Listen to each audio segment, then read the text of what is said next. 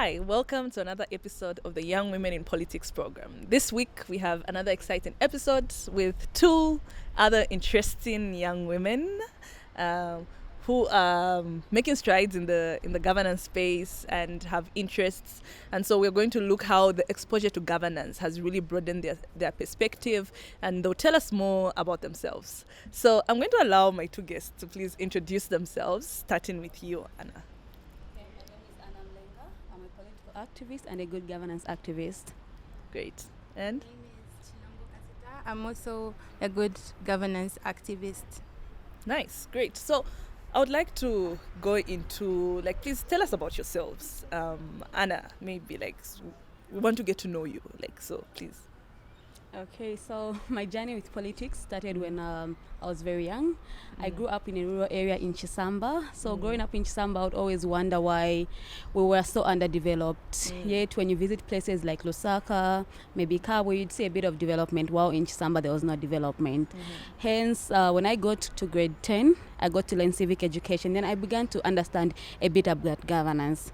Then from there, I noticed there was a debate club at my school, Kablonga Girls Secondary School. So I decided to take part in the debate club, and there was more of governance issues. There was more of politics. So I got to grow and understand how things work. There are MPs, there's a president, there are councillors. So the debate club kind of shaped me a bit. I got to understand a bit about what it is, what leads to development. Hence, after I completed high school, I went to pursue a bachelor's degree in human resource management at NIPA. From there, I continued in the NIPA Debate Association. From there, I was selected as a Secretary General for the association, and it gave me more opportunities. There, I was even selected in the student union. So being selected in the student union was something big. We got to interact with politicians, we got to interact with leaders of different organizations in society, and just being a member of the student union and still a debater was a big thing for me, because we were challenged with so many issues about governance. While being challenged, we got to learn more, we got to understand. So even as we spoke, we didn't speak from a non-point of view, but we had information, we understood things. So that was, for me, the beginning of my journey as a young woman who is interested in politics and very passionate about politics. Nice. That's a good story. I like that. Debate clubs in school, sometimes people take them for granted, but it really broadens your perspective, because there's a lot, and I know there's a lot of research. I remember this from my own days, that there's a lot of research that goes on, they bring topical issues, issues that affect people in their communities sometimes. And I remember back then, you tackle things like corruption, Very and true. then, so this is a concept, you're really young, but then you start to research, and then you see that, this is a huge negative vice that is leading to lack of development. Yeah, so very interesting. And Chilombo, please tell us about yourself. My name is Chilombo Kasuta. I grew up in Hanzet, so I'd say my journey in governance started when I was young. Most of the time, my dad was a social worker, so most of the time I would see him always saying he's going out, he's helping people and whatnot. So sometimes I'll tell him, Dad, buy me a doll, buy me this, but then he'd say he doesn't have money. So I'd always wonder, this guy doesn't have money, but he always has money to give other people. So I'd always ask him, but why is it like this? He told me, one day when you grow up, you're going to know. So every time when he came from work, it was a must to watch news. And in the morning, I'd always go and buy him a paper. So my favorite thing about the paper was the crossword puzzle. The crossword puzzle, then when going to school, I'd hear about people like Dora, Celia, Sylvia, Marcelo. So I'd I want to be like these people. Then he's like, these are the same people who know why I go and give those other people the gifts that I always give them. Yeah, so when I came to the University of Zambia, in my first year, I found a lot of people, different leaders, and we had a strong student union. They're not only speaking for the students, but they're also having their voices heard about other political issues in the country. So I was like, I want to be like them. Unfortunately, I didn't get to be part of the union, but in my first year, I volunteered myself to be a class representative. In my second year, I volunteered also to work at the University of Zambia School of Humanities and Social Sciences Association office. Then in my third year, I stood for the election and I was elected as the first female publicity secretary of the same Unzahasa. So coming to my fourth year, I wanted to broaden my perspective so that I can also be heard. So, we have that thing of you can't apply for this, you can't do that because no one knows you. But I believe everyone started from somewhere. So my highlight was actually being picked to be part of the YOWOP program. Yeah. Oh, interesting. Like, I think there's important aspects that you brought out, and I think the issue of role models, growing up and you identifying female politicians and your father telling you these are the reasons, these are the ones that know. What did you say? These are the ones who know why I give those people gifts but don't have money to give you. Yeah, and so now it's like, now you grow up and then, okay, so for me, a politician, then now start to relate to what politics and policy is versus charity or social work and the role that they have to that's play. Actually even inspired me to pursue a Bachelor of Arts in Development Studies with Sociology from the University of Zambia. Yeah, that's very interesting. Yeah, like so now as you grow, you've had the experiences that you've had, and for you, I think it's like you said, you grew up in a rural area where you saw challenges. How do you now relate now in terms of, okay, if why do you want to be in politics? So it's like now you understand that me having a seat or me going into this space will be able to respond to these kinds of challenges. What are those particular issues? So for me, the particular issues that that I saw when I was growing up, first of all, is that in Chisamba we only had one school, and that is a very big area. Pupils would walk about 15 kilometers just to go to school. We only had one healthy post, so mothers with their children would have to walk kilometers and kilometers just to access that one healthy post. And I go to other places, I see their main hospitals, their main schools. So it was that difference that I would have wanted to work on. But I was young. I wasn't really understanding what was happening and who is in charge. Are there policies? But at that time, I didn't know what policies are. But now that I have grown and having participated in debate and having exposure to programs like Young Women in Politics, now I understand. We have leaders that are elected in offices.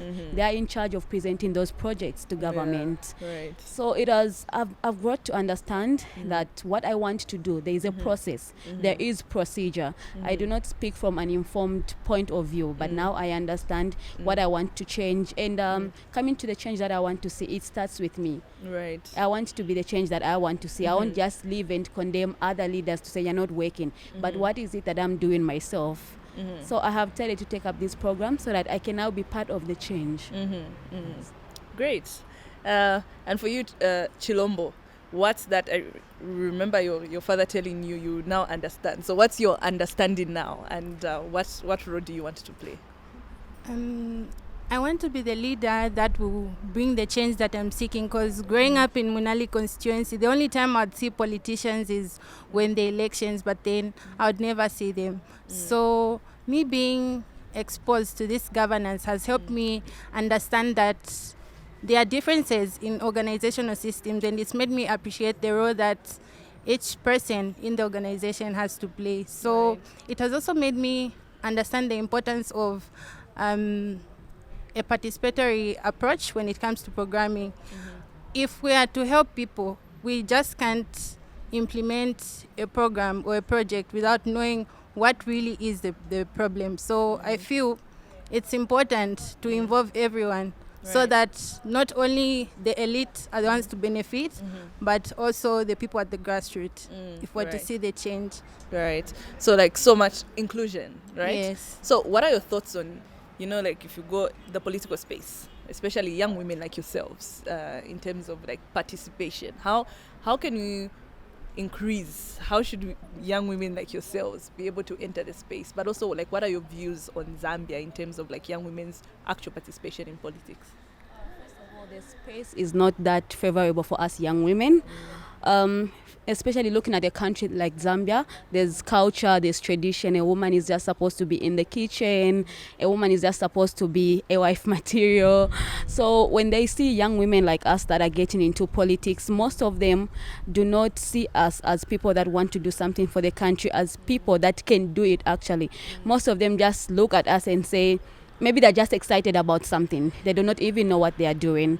And coming to the same leaders that we find in these political spaces, especially for men, when they see young women, the only thing that they think of is, okay, maybe having relations with these young ladies. So as a young woman, you're trying to improve yourself. You're trying to do better for your community, but then the people that are in charge, and unfortunately, the majority in the political space are men. Women are a few. There are a few women that we can mention that are doing the most when it comes to the political space. Hence, a few accessing them is not that easy. But we're trying, and I feel like this is 2022. Things are a bit improving. There's a bit of change, and I'm happy that we have programs like these. So even when you're introducing yourself, say I'm part of the Young Women in Politics cohort 2022. They ask you what it is about. So then they see, okay, this is someone that knows about governance, about policies. She's not just here for the purpose of it. It's not that favorable, but it's getting there, I would say. All right. So we really need more women in the space. But how do we do. get there? How do we get more women in the space? Like you were talking about, like inclusion, bringing everyone together. So for you, like, what's the importance of you being in that space? But also, like, what ideas do you have? What do you think can bring even more women into the space? Thank you for the question. I would say it's important because not all policies that are implemented are inclusive because different genders have different needs. So it's important that we have a female voice out there who's going to represent women. And I feel that females would make greater leaders because they have a motherly heart. They would put education, health first. And I think it's important for young women not only for their voices to be out there, but also for personal development, for more women to know they are worthy. Like, what's your core, especially when it comes to like mentorship? Growing up, I remember you saw there are people that you looked up to, role models. So what role can you play as young women to mentor the ones that are even younger than you? And also, how do you ensure that opportunities like the ones that you had that exposed you to governance, for example, through clubs or the different opportunities, how do we ensure that those opportunities go to even more girls? Like you said, you grew up in a how do girls from communities like the ones like where you grew up from benefit from the kind of opportunities that you're benefiting from now? Okay. I remember this one time when I was learning about gender at uni. One thing that we looked at when it comes to women is young women not having people to look up to, especially in rural areas. That is very true.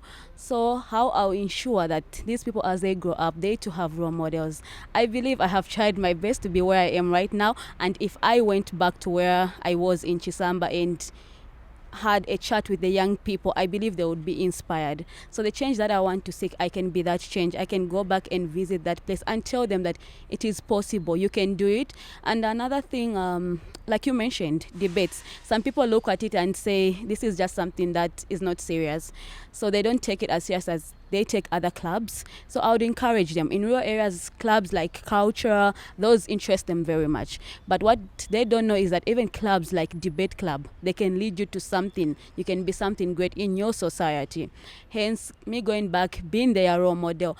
Even these days when I post something maybe on my status relating to politics, governance, I have people that are somewhere maybe in grade 11, 10, and they ask, how do you do this? I too want to be part of this program. I too want to be part of what you people are doing. Hence, I too can be a mentor to someone at this point, I believe, because the mentorship that you have given us is a lot. That's and right. There's more to learn. That's right. Everyone has a role. When we say we want to be the change that we want to see, and we say it starts with us. So we look for mentors, but there's people that we can mentor also. Let's always look back and find ways of mentoring. You sharing your story, you sitting on this platform right now is a way of reaching to more young women. Yeah. And yourself? How would you ensure that opportunities like the ones that you are having now reach out? More girls can be able to benefit from such opportunities. And also, how do you then now mentor or help other girls be open to opportunities like the ones that you have gotten?